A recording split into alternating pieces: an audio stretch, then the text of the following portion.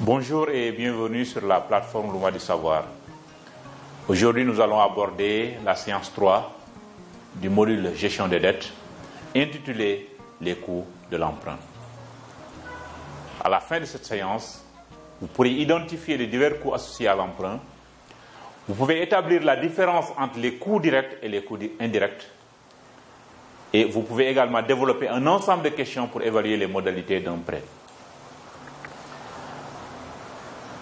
Identifier les coûts de l'emprunt grâce à des histoires. Pour identifier les coûts de l'emprunt, nous allons nous servir de deux histoires. Écoutez la première histoire.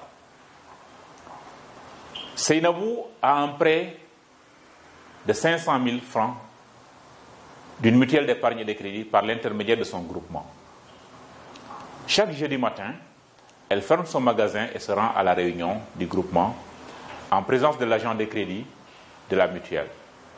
Là, elle y fait son remboursement de prêt qui inclut le principal, les intérêts de 2% et l'assurance de 1% par mois. Elle fait aussi son dépôt requis d'épargne de 5 000. L'autre histoire, c'est celle de Anne. Anne a un prêt de 500 000 francs d'une mutuelle différente de celle de Seynabou, par l'intermédiaire de son groupement. Anne assiste à une réunion obligatoire de son groupement une fois par mois. Parce que la réunion se trouve loin de son magasin, elle prend un petit bus pour faire l'aller-retour. Le jour de la réunion, Anne est loin de son entreprise toute l'après-midi entière. Donc, elle paye un employé 1 000 francs pour s'occuper à sa place du magasin ouvert. La mutuelle n'exige pas d'épargne, mais elle doit payer des frais d'adhésion de 10 000 francs. Quand elle a reçu son prêt, le prêteur avait déjà déduit 20 000 francs pour des frais de gestion. Maintenant, chaque mois, elle rembourse le principal et les intérêts de 3% par mois. Vous venez d'écouter deux histoires, celle de Seynabou et celle de Carmen. Et vous allez, à travers ces deux histoires, identifier les coûts de l'emprunt. Comparez-moi les coûts pour chacune de ces dames pour faire son emprunt. Alors, revenons sur Seynabou. On a écouté son histoire. Quels sont les coûts que Seynabou va supporter? Seynabou va supporter 3% d'intérêt et d'assurance par mois. Ça 2% et 1%. Ça fait 3% par mois. Seynabou devra rembourser chaque semaine. Seynabou doit assister à une réunion chaque semaine. Seynabou doit fermer son magasin. Et en fermant le magasin, elle perd une demi-journée par semaine.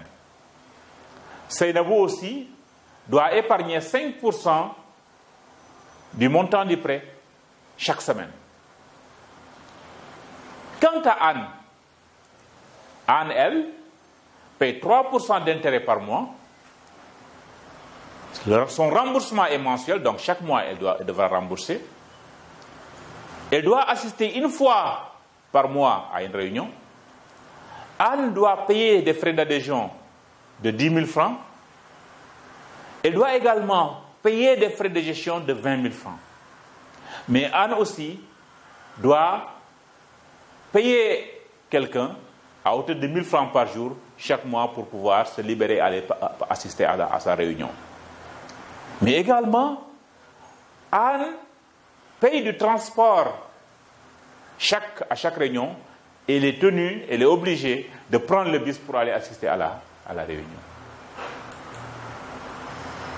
Quels sont les éléments dans cette liste qui exigent un paiement direct en espèces des emprunteuses aux prêteurs?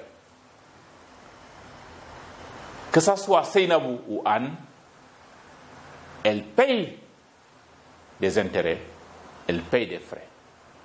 Donc, ces deux emprunteuses payent chacun directement à son prêteur et des intérêts et des frais. Maintenant, quelles dépenses ces deux emprunteuses ont-elles à cause du prêt, mais qui ne sont pas payées au prêteur? Il s'agit de l'épargne obligatoire qu'elle verse, les deux dames. Il y a également les coûts administratifs qu'ils supportent.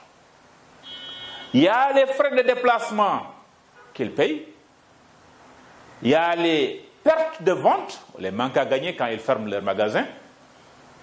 Il y a le salaire de l'employé pour garder le magasin ouvert pendant l'absence du propriétaire.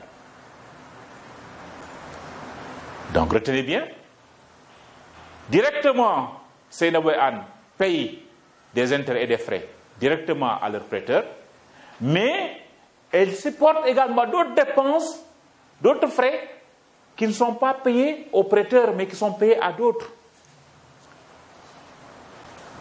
Mais également, il y a d'autres coûts qu'ils supportent qui ne sont pas versés directement, en résumé, qui ne sont pas directement versés au prêteur. Alors, si vous avez déjà eu un prêt, vous connaissez ces coûts directs. C'est-à-dire l'argent que vous payez au prêteur pour obtenir le prêt. Ce sont ce qu'on appelle les coûts directs. Les intérêts, les frais, les pénalités de retard et l'assurance. Le plus souvent, ces coûts sont inclus dans la somme que nous payons chaque semaine ou chaque mois. Nous ne les oublions pas parce que nous devons nous assurer que nous mettons de côté assez d'argent chaque semaine ou chaque mois pour faire notre paiement ou nos paiements. Donc les coûts directs sont les coûts que nous supportons et qu'on verse directement à notre prêteur. Mais parfois, nous ne réalisons pas aussi bien les autres dépenses que nous avons en raison du prêt, comme la perte des ventes ou l'argent que nous dépensons pour le transport, pour assister aux réunions ou se rendre auprès de l'institution financière. Bien qu'il soit possible que ces coûts supplémentaires ne fassent pas partie du remboursement en espèces du prêt, ils sont réels et doivent être considérés lorsque l'on choisit un prêteur. On appelle ces coûts-là les coûts indirects. Donc, on vient de distinguer deux types de coûts qui sont supportés par un emprunteur. Il s'agit des coûts directs et des coûts indirects. Qu'est-ce qu'un coût direct? Un coût direct, c'est l'argent que vous payez à un prêteur pour le prêt. Cela inclut les intérêts, les frais, l'assurance et les pénalités de retard. En général, ces coûts sont inclus dans votre remboursement régulier, hebdomadaire ou mensuel.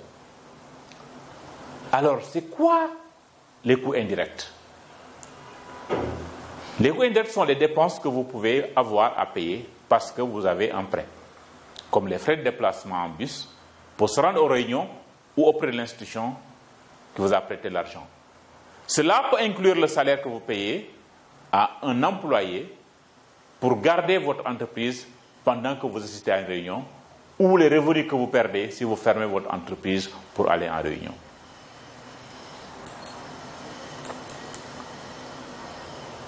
C'est important maintenant la question que je vais vous poser.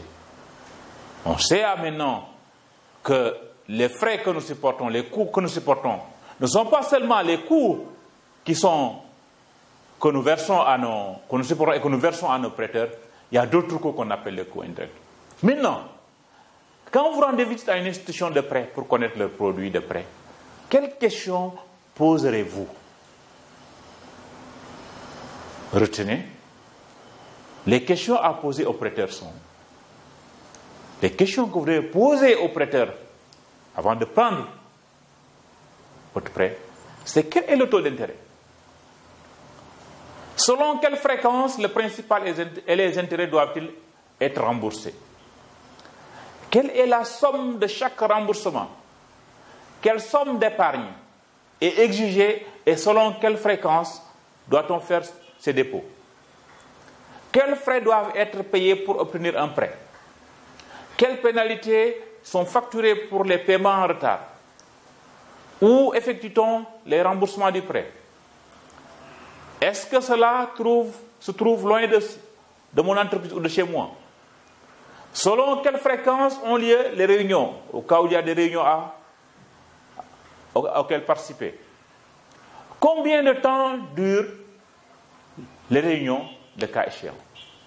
Voici des questions que vous devez poser aux prêteurs et c'est des conseils qui sont utiles pour éviter de payer plus que vous ne le pensez et également pour apprécier le niveau des coûts directs et le niveau des coûts indirects. Merci d'avoir suivi cette séance intitulée Les coûts de l'emprunt et je vous invite à suivre la prochaine intitulée Les choix pour emprunter. Merci et à très bientôt.